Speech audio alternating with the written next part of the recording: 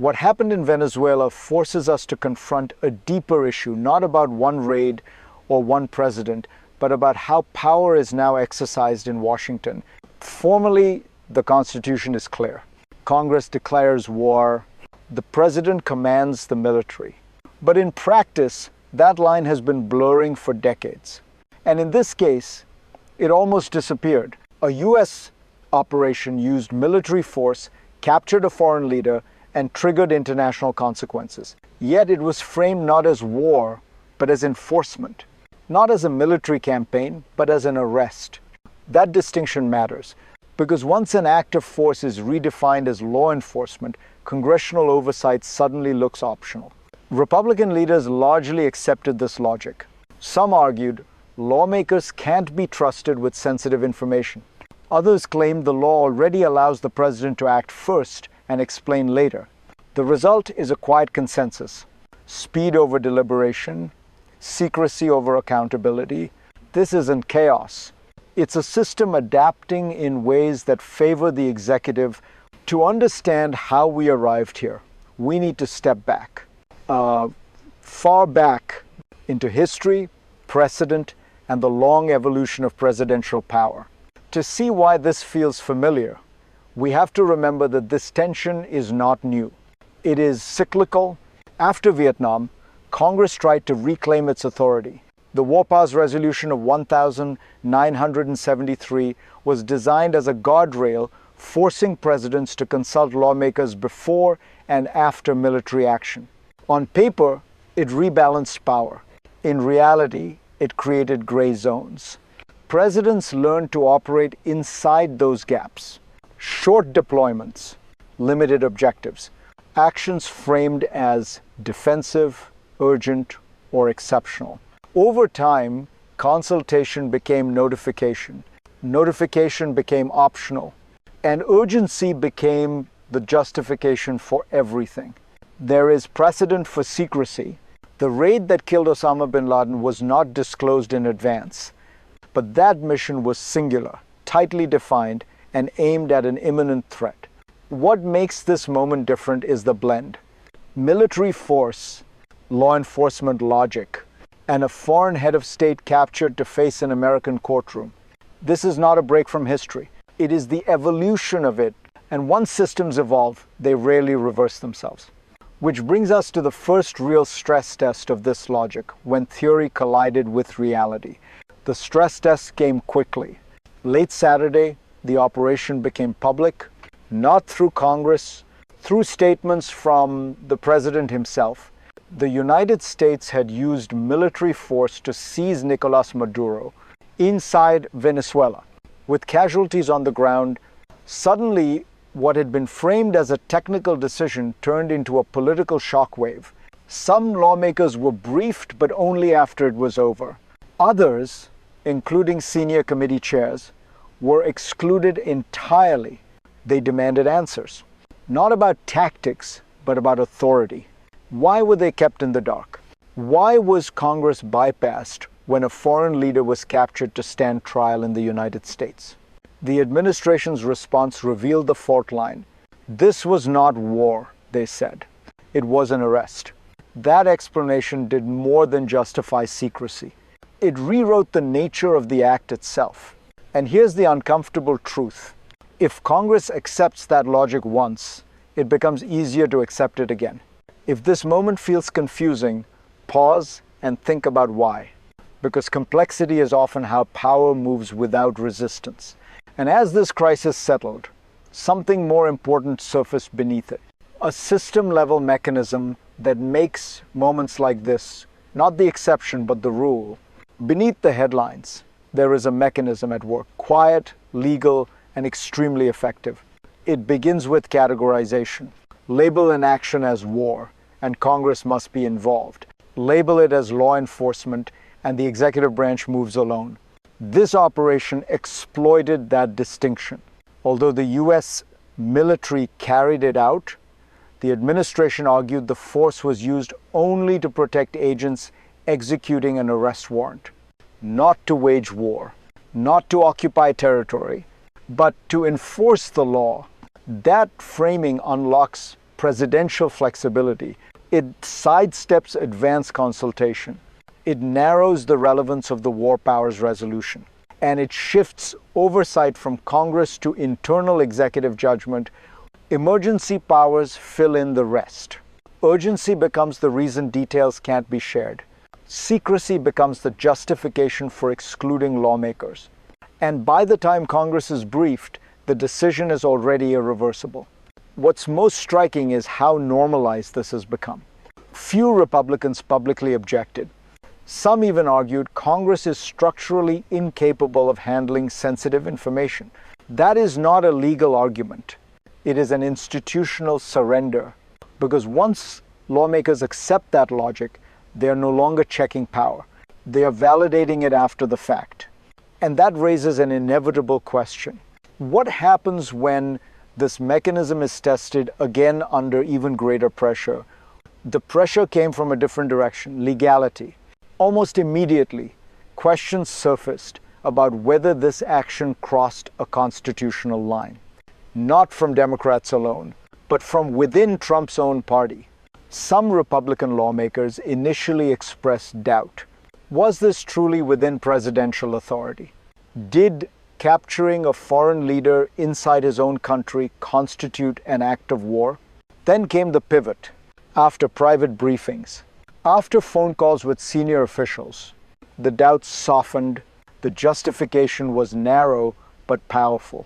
The military, they said, used force only to protect personnel executing an arrest. Deadly force, but defensive, not offensive war-making. That argument relies on a concept rarely heard outside legal circles: inherent authority. The idea that certain presidential powers don't need to be written down, they are implied, assumed, activated by threat. To make that work, the threat had to be urgent, imminent, existential. Maduro, the administration argued, was a narco-terrorist. And drugs, by extension, were an attack on the United States. It's a fragile chain of logic. But it held just long enough because no long-term troops were deployed, no occupation followed, and the clock imposed by the War Powers Resolution may never start ticking at all. The crisis passed, the action stood, and in its wake, a deeper consequence emerged, one that doesn't live in legal theory, but in everyday life. In the lives of people watching this from the outside, for most Americans, this didn't look like a constitutional debate. It looked distant, technical, easy to ignore. But this is where it becomes personal. Because when power moves faster than oversight, you are the one left unprotected. You don't sit in the situation room. You don't hear the classified briefings. You only feel the consequences later in policy, in precedent, in how force is normalized. When Congress steps aside, decisions about war and peace narrow to a small circle. Mistakes become harder to challenge, costs become harder to track, and accountability becomes theoretical. You're told this is about security, about efficiency, about keeping you safe. But safety without transparency is fragile, and power without consent always expands. Today, it's Venezuela. Tomorrow, it's somewhere else. Another emergency, another justification. If you've ever wondered how democracies drift, not collapse, but drift, this is what it looks like in real time.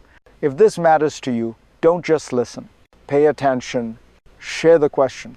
Because once citizens stop asking who decides, the answer quietly becomes, not you. And that brings us beyond America's borders. Because decisions like this don't stop at the water's edge. What happened in Venezuela didn't just test American law. It sent a signal outward. Around the world, governments watch how the United States uses power. Not what it says, but what it does. When a US president can deploy the military, seize a foreign leader, and bypass Congress by redefining the action, others take note. Not just allies, rivals too. The precedent is subtle but dangerous. If Washington frames force as enforcement, why shouldn't others, If sovereignty can be overridden in the name of justice, who decides whose justice matters? This is how norms erode. Not through dramatic announcements, but through imitation. For smaller countries, the message is unsettling. Legal process can be overtaken by power. Diplomacy can be replaced by urgency. For adversaries, the lesson is different. If the US is willing to act unilaterally, quietly, and fast, deterrence calculations shift. So do escalation risks. And for the global system, already strained, this adds friction. Rules matter less. Precedent matters more. The irony is striking.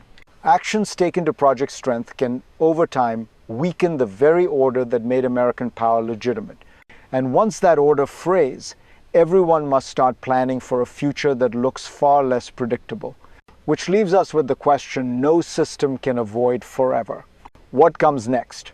Looking ahead, there are three paths this moment can take, and none of them are abstract. The first is the optimistic scenario. Congress reasserts itself. War powers resolutions pass. Oversight becomes real again. Not to weaken presidents, but to rebalance the system. In this future, the Venezuela raid becomes a warning shot, a moment that jolts lawmakers into remembering why the Constitution divided power in the first place. The second path is more likely normalization. This operation becomes precedent. Future presidents, Republican and Democrats, cite it. Actions framed as limited, defensive, or law enforcement expand quietly. Congress protests occasionally, but rarely acts. The system drifts not toward tyranny, but toward executive habit. Then there is the darkest scenario. Crisis accelerates concentration. A future emergency is larger, bloodier, more ambiguous.